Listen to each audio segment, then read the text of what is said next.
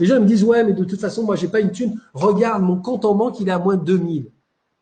Mais le compte en banque à moins 2000, ça ne veut pas dire que vous n'avez pas d'argent. Ça veut dire que vous avez mis en place dans votre vie tout un tas, une espèce d'architecture hyper intelligente de situations qui vont donner à un moment donné ce résultat.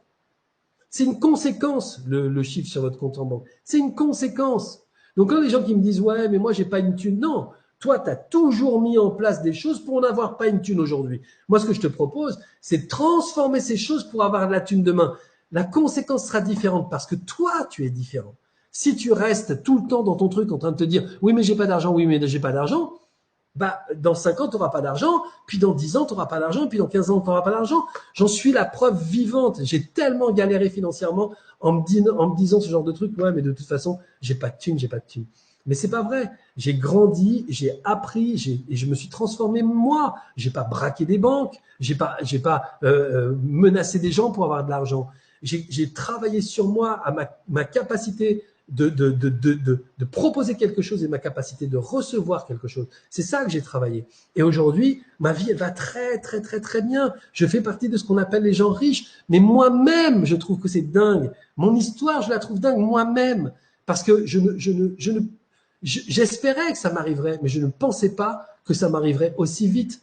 Et en fait, franchement, tout s'est transformé les 6 dernières années. Et quand je regarde ma vie, je me dis, mais qu'est-ce que je fous depuis 6 ans? Processus de matérialisation. Je fais que ça. Mais je fais ça le matin, le midi et le soir. Je suis constamment en train de travailler ça. Constamment.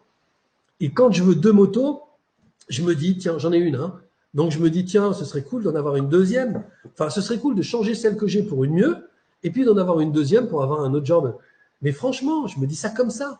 Et après, je me dis, ce serait quand même génial. Et j'en parle à mon équipe, on se marre. On dit, ça serait génial. On va matérialiser 2 motos. Et donc, on commence à réfléchir bêtement comment on peut acheter 2 motos.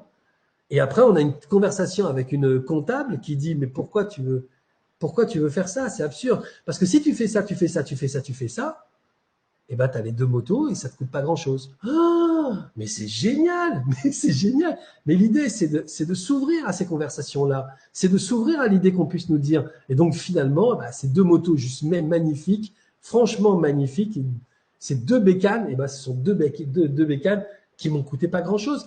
Et finalement, qui sont arrivés très peu de temps après que j'ai dit, tiens, c'est super. Et j'ai partagé dans le groupe, regardez, voilà, je voulais 2 motos, voilà la première, et après, voilà la deuxième.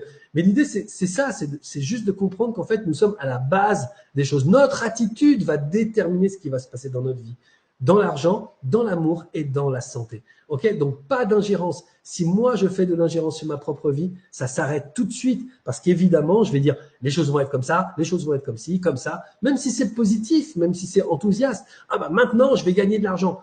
Non, je vais aller à la recherche de sensations. Je vais aller à la recherche d'une expérience. Et je vais faire cette expérience. Ça, c'est le processus.